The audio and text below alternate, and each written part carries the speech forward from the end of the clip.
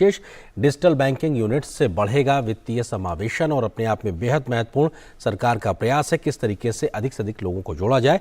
इस विषय पर बात करने के लिए बहुत ही खास मेहमान इस वक्त मेरे साथ मौजूद हैं। डॉक्टर के सुब्रमण्यम, जो कि फॉर्मर सीईई यानी मुख्य आर्थिक सलाहकार भारत सरकार के रहे हैं और साथ ही साथ वो ईडी हैं इस वक्त इलेक्ट आईएमएफ में। सर, बहुत स्वागत है हमारे साथ जुड़ने के लिए, अपना वक्त निकालने के लिए। डॉक्टर सुब्रमण्यम, सबसे पहला सवाल तो यही, क्योंकि आज एक इवेंट है तो उसके बारे में हम बात करें। ये बैंकिंग व्यवस्थाओं को और मजबूत करने में, लोगों तक बैंकों को पहुंचाने के लिहाज से जो डिजिटल बैंकिंग यूनिट्स की जो शुरुआत की गई है, ये क्या एक बड़ा बदलाव लेकर आएंगी? क्या ये ज्यादातर लोगों को जोड़ पाएंगी बैंक के साथ में? आज जो प्रधानमंत्री जी ने जो कदम लिया है, ये डिजिटल इंडिया जो 2014 से जो डिजिटल इंडिया पे जो पहल चल रही है, उसमें एक बहुत अहम कदम है। क्योंकि यदि आप देखें तो एक जो मुद्दा है ऋण, जो हमारे जो गरीबों को जो ऋण दिया जाता है, उसमें बाकी देशों के मुकाबले भारत अभी और बहुत भारत को कदम उठाने हैं।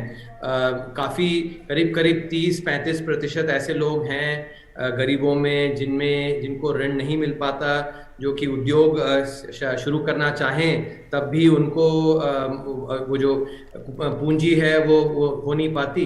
तो इसलिए ये जो डिजिटल जो बैंक 75 साल की जो हमारी इंडिपेंडेंस की जो वर्षगांठ है, उसके चलते 75 ब्रांचों में शुरू करना, डिस्ट्रिक्ट में शुरू करना, ये बहुत अच्छा कदम है।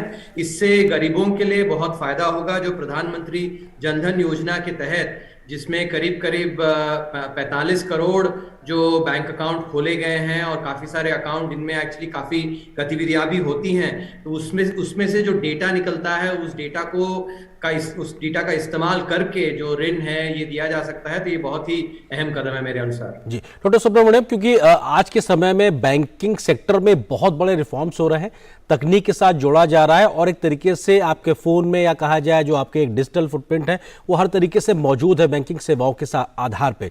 ये जो एक डिजिटल लिटरेसी को आगे बढ़ाने के प्रयास के तौर पर भी देखा जा रहा है, आपको लगता है कि ये एक बड़ा कदम उस लिहाज से भी होगा? और हम साइबर सिक्योरिटी की जब बात करते हैं तो उसको लेकर भी अवेयर करने के लिहाज से भी ये एक मददगार साबित होगा?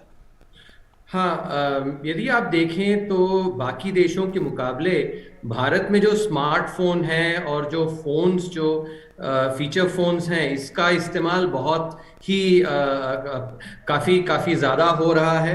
तो इससे जो एक जो अपॉर्चुनिटी है कि डिजिटल जो इंक्लूजन है और फाइनेंशियल इंक्लूजन किया जाए, तो उसके लिए जो 75 डिस्ट्रिक्ट्स में जो किया गया है बहुत अहम है। हाँ, ये हमें ज़रूर ध्यान में रखना है कि जब भी डिजिटल पहल होती है, उसके साथ जो उसमें डेटा आता है और जो साइबर सिक्योरिटी की जिसके बारे में चिंता जब होती है, तो उसके बारे में बताना और उसके बारे में जो लोगों को खबर पहुंचाना कि आप वो सावधान रहें, ताकि उनकी जो डेटा है उसका गलत इस्तेमाल ना हो। तो इन सब में जो ये पहल है, ये बहुत काम आएगा। जी डॉक्टर सुब्रमण्यम, प्रधानमंत्री ने जब अपनी बात सामने रखी तो इस बात को मोटे और बृहद तौर पे सामने रखा कि कैसे एक बड़े रिफॉर्म्स की दिशा में तमाम कदम उठाए गए हैं, जहां पे बैंकिंग रिफॉर्म्स किए गए हैं, जो वित्तीय समावेशन है, फाइनेंशियल इंक्लूजन है, उसको बढ़ाया जा रहा है। साथ ही साथ जो बैंकों की जो पूरी व्यवस्था है उसमें भी एक बड़ा रिफॉर्म्स किया गया है, खासतौर से बैंकों को मजबूत करने को लेकर। आपको लगता है कि ये सब कदम एक साथ मिलकर एक बड़ी तस्वीर कहीं ना कहीं दिखाते हैं हमारे बैंकिंग सेक्टर की? हाँ, ये बहुत अहम है। आपको ध्यान में रखना होगा कि 2013 से पहले जो हमारे जो सरकारी बैंक थे, उन्होंने जो गलत कर्जा देकर जो बड़े उद्योगपति और ऐसे उद्योगपति जैसे विजय मल्ल्या जैसे लोग हैं जिन्होंने ऋण वापस नहीं दिया, तो ऐसे लोगों को ऋण देकर हमारी सरकारी बैंकों की जो हालत थी वो बहुत खस्ता हो गई थी। उसको जो पिछले सालों में काफी सुधार किया गया है। उसको एक अहम कदम ये उठाया गया कि बैंकों की जो उनकी जो गतिविधियां हैं, उनमें सरकार दखलंदाजी नहीं करती, बैंक अपना निर्णय खुद लेते हैं। तो ये बहुत अहम कदम है, क्योंकि 2013 तक ऐसा नहीं हुआ था, क्योंकि काफी सारा जो दखलंदाजी के कारण ऐसे गलत ऋण दिए गए और ऐसे फैसले लिए गए थे। तो ये बहुत अहम कदम है। दूसरा, यदि आप देखें तो बैंकों का उनका जो इक्विटी कैपिटल जो कहते हैं वो उसमें काफी अभी वृद्धि लाई गई है। कोरोना के दौरान काफी चिंता थी लोगों को कि हमारे सरकारी बैंक किस तरह उभर के आएंगे, लेकिन कोरोना के दौर के बाद हमारे जो सरकारी बैंक हैं ये काफी अच्छे स्थिति में आए हैं। तो ये कभी बहुत एक अच्छा मौका है जिससे कि ये हमारे पब्लिक सेक्टर बैंक जिनको आज तक ऋण नहीं मिला है ऐसे लोगों को ऋण दें। क्योंकि यदि आप देखें तो ये जो प्रधानमंत्री जनधन योजना है इसमें करीब करीब 7 सालों से काफी गतिविधियां हो रही हैं, ट्रांजैक्शंस हुए हैं, और इन ट्रांजैक्शंस को आर्टिफिशियल इंटेलिजेंस और मशीन लर्निंग वगैरह ऐसे जो टेक्नोलॉजी है, तकनीक है, इनको जोड़कर काफी अच्छा काम किया जा सकता है, ऋण दिया जा सकता है। ऐसे तरीके में ऋण दिया जाए ताकि ये ऋण वापस भी आए और उद्योग भी इसको बढ़ाएं, जिससे कि हमारे जो गरीब लोग हैं उनमें और समृद्धि आए। जी सर, आपने जनधन खातों का जिक्र किया तो लगभग 47 करोड़ के आसपास ये संख्या पहुंच गई। अपने आप में दुनिया के लिए एक बहुत बड़ी मिसाल है। और ऐसे में सामाजिक योजनाओं को डीबीटी डायरेक्ट बेनिफिट ट्रांसफर के माध्यम से जोड़ना, ये भी आपको लगता है कि एक बहुत बड़े बदलाव की एक दिशा को दिखाता है? क्योंकि अब इस प्रकार के जो प्रयास भारत में बीते कुछ वर्षों में हुए हैं उसकी दुनिया भर में तारीफ की जा रही है और दुनिया इस बात को मान रही है कि भारत जैसे बड़े देशों में ये व्यवस्थाएं कितनी बेहतरीन और पारदर्शी तरीके से चल रही हैं। हाँ, ये बहुत अच्छा आपने कहा, क्योंकि अभी चंद दिन पहले आईएमएफ के जो एक अधिकारी थे उन्होंने कहा कि भारत ने जिस तरह डिजिटल जो इकोनॉमी बनाई है उसकी काफी सराहना की है। क्योंकि आप ध्यान दें, बाकी हमारे यहाँ पे एक एक राज्य बाकी देशों की तुलना में करीब करीब उतनी ही आबादी है।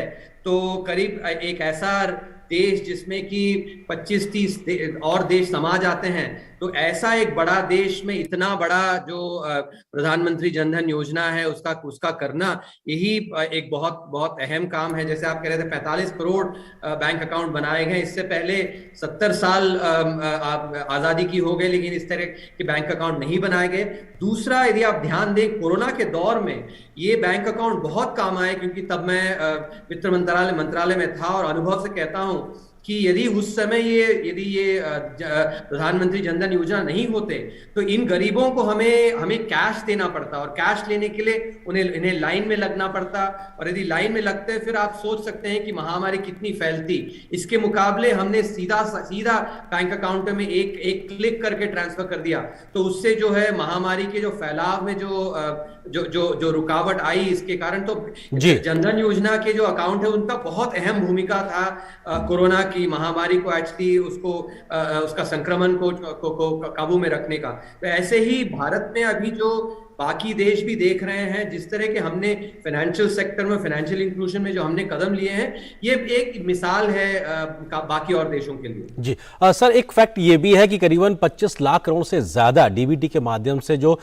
सोशल स्कीम्स है उसका पैसा सीधे लोगों के खाते तक पहुंचा है, और इसके माध्यम से लगभग 2.22 लाख करोड़ रुपए तक सरकार के उस पैसे की बचत हुई है जो साइफन हो जाता था या भ्रष्टाचार में कहीं चला जाता था बिचौलियों के पास। आपको लगता है कि ये आंकड़े भी बहुत कुछ अपने आप में कहानी बयां करते हैं कि कैसे तकनीक के या टेक्नोलॉजी इंटरवेंशन से हमने एक ट्रांसपेरेंट व्यवस्था को लागू किया है, लोगों को एम्पावर्ड कर रहे हैं, सिर्फ दिल्ली से पैसा चलता नहीं है बल्कि आखिरी व्यक्ति तक पहुंच भी रहा है।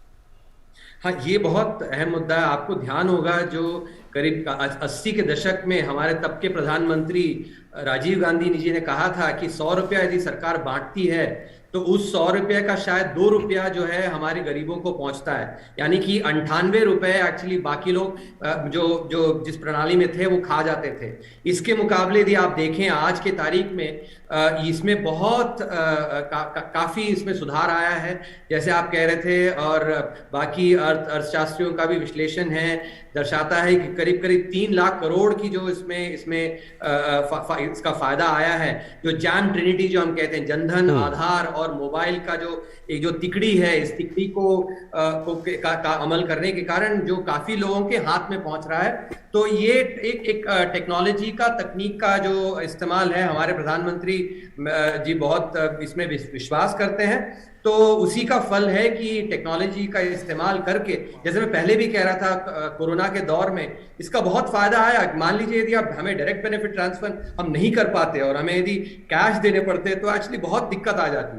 तो जी। ऐसे जो इसमें जो डायरेक्ट बेनिफिट ट्रांसफर हो रहे हैं जिससे कि लोगों के खातों में सीधा पैसा जा रहा है, और जो जो मिडिल मैन जो कहते थे, जो एक्चुअली खा जाते थे, उसमें भी काफी कमी आई है। तो ये बहुत ही अहम है, क्योंकि भारत जैसे देश में गरीबों को एक्चुअली पैसा पहुंचाना, उनके हाथ में सीधा सीधा पहुंचे, ये बहुत ही अहम है। जी। सर, किस तरह से आप देखते हैं कि हाल फिलहाल में जो बैंकों की प्रेजेंस है वो भी बहुत ज़्यादा बढ़ी है और शायद इसमें भी एक बड़े रिफॉर्म्स देखने को मिल रहे हैं, क्योंकि प्रधानमंत्री ने आज इस बात का जिक्र किया कि लगभग 99% गांव में के पास 5 किलोमीटर के दायरे में कोई ना किसी प्रकार से बैंक या बैंकिंग जो अलाइड सेक्टर्स उसकी एक पहुंच दिखाई पड़ती है। पोस्ट ऑफिसेज का जो पूरा नेटवर्क है उसको भी बैंकिंग सेवाओं के साथ में जोड़ा गया, और जिस प्रकार की भारत में बैंकिंग की मौजूदगी है वो तमाम देशों के मुकाबले, जर्मनी, चीन और दक्षिण अफ्रीका के मुकाबले अगर पर लाख के आबादी के हिसाब से देखा जाए तो बहुत बेहतर। आपको लगता है कि ना सिर्फ हम तेजी से आगे बढ़ रहे हैं बल्कि दुनिया के मुकाबले भी नए मुकाम हासिल कर रहे हैं? हाँ, ये जरूर है कि हमारे जो रूरल एरियाज हैं उनमें पहुंच अभी है, लेकिन एक मुद्दा जिसमें अभी काम और करना है और सरकार काम कर रही है, जिसको मैं बतलाना चाहूंगा कि यदि हमारे जो गरीब हैं उनको ऋण पहुंचना, यदि आप औस्ताना देखें, मैं एक कंपैरिजन दूंगा आपको। यदि साउथ कोरिया को लें, साउथ कोरिया का जो उनकी आजादी भी हमारी 15 अगस्त 1947 को हुई, और वहां पे देखें तो 1960 में यदि आप देखें तो भारत में और साउथ कोरिया में जो है ऋण की जो जीडीपी के औसतान हमें करीब करीब उतना ही था, 20%। लेकिन आज के तारीख में साउथ कोरिया लें तो साउथ कोरिया की जो ऋण है, प्राइवेट क्रेडिट जो बोलते हैं हमारे शास्त्री, वो करीब करीब 200% है, यानी कि जीडीपी का 2 गुना। इसके मुकाबले भारत में अभी भी सिर्फ करीब 60% है मनी, यानी कि 100 रुपया यदि जीडीपी है तो सिर्फ 60 रुपए जो है ऋण दिया जाता है। तो ये एक बहुत ही मतलब 60 साल में हम पिछड़ गए हैं ऋण देने में, और जो गरीब हैं उनको ऋण देने में। और जैसे कि मैं पहले बंधन बैंक में रहा हूं, उनके बोर्ड में, और मैंने देखा है कि जब जो गरीबों को जब ऋण दिया जाता है, उससे जब उद्योग लगाते हैं और उससे जो समृद्धि आती है, ये मैंने अपनी आंखों से देखा है। तो जो हमारी जो पोस्ट ऑफिस है और बैंकों को लेकर अभी एक बहुत अच्छा अवसर है, और ये जो 75 डिस्ट्रिक्ट्स में जो अभी डिजिटल जो बैंक बनाए गए हैं, ये बहुत अच्छा अवसर है।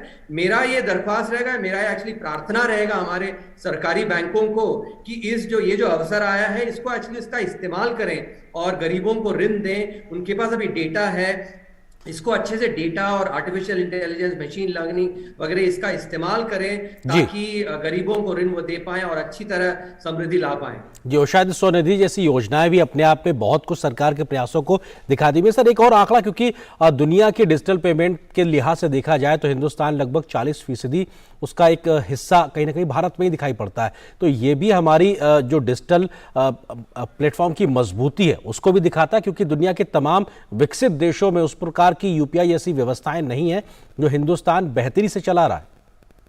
ये सही है, ये तो आप खुद महसूस करते होंगे आपके दैनिक जीविका में। यदि आप जाते हैं तो यदि एक फल खरीदते हैं या फिर एक गन्ना रस यदि पीते हैं मान लीजिए, या फिर जूस पीते हैं, तो आप उनको भी आप पेटीएम में या फिर गूगल पे के साथ एक्चुअली जो 10 रुपया 50 रुपया जो भी है वो दे देते हैं। ये तो बाकी किसी देशों में आज की तारीख में मुमकिन नहीं है। हमारे छोटे से छोटे व्यापारी आज की तारीख में जो यूपीआई है उसमें अपना पैसा लेते हैं। तो ऐसा ये पिछले कुछ सालों में डिमोनेटाइजेशन के बाद और शुरू हुआ, और कोविड में इसमें काफी इसका और उसमें तेजी आई, तो इससे काफी फायदा हुआ है। मैं यही कहूंगा, दोबारा दोहराऊंगा कि हमारे जो सरकारी बैंक है इसको, क्योंकि अभी इनके पास काफी डेटा आया है तो इससे इसका विश्लेषण कर सकते हैं। मेरा यही प्रार्थना रहेगा कि हमारे सरकारी बैंक इन सब का ये जो अवसर प्रदान करते हैं उसका इस्तेमाल करें और ऋण दें। जैसे यदि आप देखें प्रधानमंत्री मुद्रा योजना में उससे काफी फायदा आया है। मैंने ट्विटर पे एक थ्रेड भी डाला था, ऐसे ही बाकी जो योजना है तो इसी तरह हमारे सरकारी बैंकों को उनके लिए लाभदायक भी होगा यदि हम वो टेक्नोलॉजी का इस्तेमाल करके गरीबों को ऋण देने का प्रयास करें, तो अपने लिए भी वो फायदा करेंगे और गरीबों के लिए भी, उनके लिए भी समृद्धि लाएंगे। जी सर, एक छोटा सा सवाल और छोटा सा जवाब चाहेंगे। आपको लगता है कि जो प्रयास किए जा रहे हैं उससे जो आम व्यक्ति एम्पावर्ड हो रहा है, उससे ना सिर्फ उसकी जिंदगी में ईज ऑफ लिविंग आ रही बल्कि ये पूरी अर्थव्यवस्था को भी एक फायदा दिखाई पड़ रहा है? जरूर। यदि आप अर्थव्यवस्था में देखें तो जो किसी भी अर्थव्यवस्था में मांग, जो डिमांड कहते हैं, डिमांड जो है लोगों के हाथ में जब पैसा रहता है तो उससे बढ़ती है। और डिजिटल इकोनॉमी के कारण अभी जो है हमारे जो छोटे से छोटे व्यापारी हैं उनके पास एक अभी रिकॉर्ड आ गई है कि देखिए हमने इतने सारे पेमेंट्स हमने किए हैं डिजिटल इकोनॉमी के साथ, इतनी आमदनी हमारी आ रही है। ये जब वो बैंक को जाके दिखाते हैं तो उसको देखकर हमारे बैंक जो है ऋण दे सकते हैं, और ऋण देने के कारण उनके हाथ में और मतलब अपने उद्योग के लिए पैसा आएगा। तो जब ये जैसे कहते हैं बूंद बूंद से सागर भरता है, तो ये जब सागर भरेगा, जब ऐसे छोटे छोटे बूंद हमारे जो छोटे उद्योगपतियों की जो बूंद है वो साथ में आएगी, तब सागर बनेगा। तो उससे तो अर्थव्यवस्था में बहुत फायदा आएगा। और सबसे ज्यादा जो हमारे छोटे व्यापारी हैं और जो हमारे गरीब हैं उनके लिए सबसे ज्यादा अवसर है। तो ये तो अभी मेरे अनुसार अगला जो ये दशक है और आगे जो दशक है, 2 दशक भारत के लिए बहुत अच्छा एक अवसर है। ये जो लिटरेसी है और गरीबों के लिए ऋण देने का, जो एक्चुअली हमारे सरकारी बैंक अच्छा काम करें तो जिस तरह की समृद्धि हमने कभी पहले नहीं देखी आजादी के बाद, ऐसा समृद्धि आ सकता है। बिल्कुल, बहुत बहुत शुक्रिया डॉक्टर सुब्रमण्यम, अपना कीमती वक्त हमारे साथ साझा करने के लिए, इस विषय पर विस्तार बात करने के लिए बहुत शुक्रिया आपको साथ जोड़ने के लिए। तो यहाँ पर एक छोटे से ब्रेक के लिए रुकते हैं, बहुत जल्द हाजिर होंगे कुछ और महत्वपूर्ण खबरों से आपको रूबरू कराएंगे।